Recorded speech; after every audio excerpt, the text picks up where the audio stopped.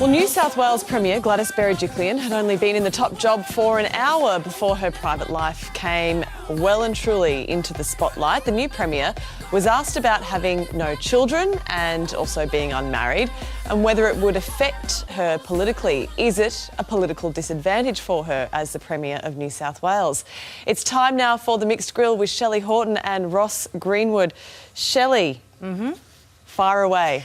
Look, this is actually upsetting to me. It's 2017. We have feminism because we want choice. Now, we don't know what her situation is, and I think this comes down to stereotypes where a woman who doesn't have children is seen as harsh, uncaring, selfish. All of those stereotypes, and a woman who has children is soft and nurturing and maternal. I think you can be all of those things, and I think it's ridiculous that she's being asked on this situation. I myself am child-free by choice, so I can completely relate to how she's being treated. When I first went public about not wanting children, I was trolled horrifically and had trolls saying things like, a woman who doesn't want kids is not a real woman. So I think we're fighting against all of that, but the best way to fight it is to shine. And I think she's going to shine. And I think that it's something that we should be embracing. I think she handled the question beautifully and just said, I don't judge others. I'm here to do a great service. And I think she will do a great job. She barely flinched and carried on, took it in her stride. The first question was, are you prepared for the question? She said, yes, why didn't you ask me one? That's right. And then the question followed. You know, I've known Gladys for a long time as Treasurer and Opposition and so forth, and so Gladys is a class act. There's no doubt about that. I really like Gladys personally and as a politician. The other side about this is also, I thought, her answer when she said, had my life been different, if you'd asked me this question 15 years ago, I might have given you a different response. I might have expected that my life might have panned out differently. It did. This is what happens. Life happens. Here's an interesting thing.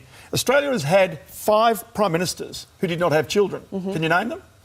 Only Julia. Julia Gillard. Julia Gillard, that's it. Ben Chifley, Jim Scullin, Blake Jack McEwen, Stanley Bruce. The US has had 5 presidents without children, including George Washington.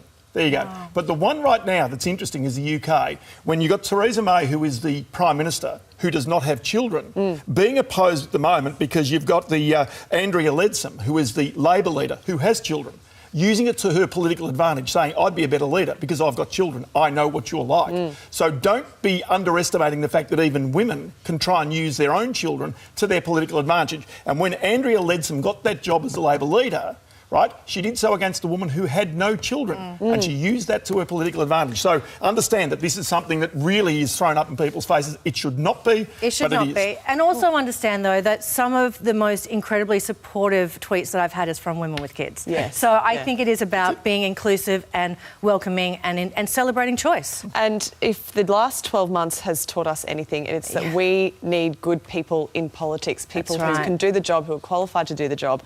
And Gladys Berejiklian, for whatever reason, has ended up in this position. We don't know why, if it's by choice or otherwise. But she has devoted the last 13 years, 14 years of her life to serving the public, and that is something to be admired. Moving on now. How is this for an awkward proposal? A basketball fan in the US was left red-faced after dropping his engagement ring while on kiss cam. He gets down on one knee after having a little kiss. It's all going so well, and then old mate behind him interrupts. He drops the ring. She lays into him. Oh, no. Everybody. It's a disaster. Oh. Don't do it. Why?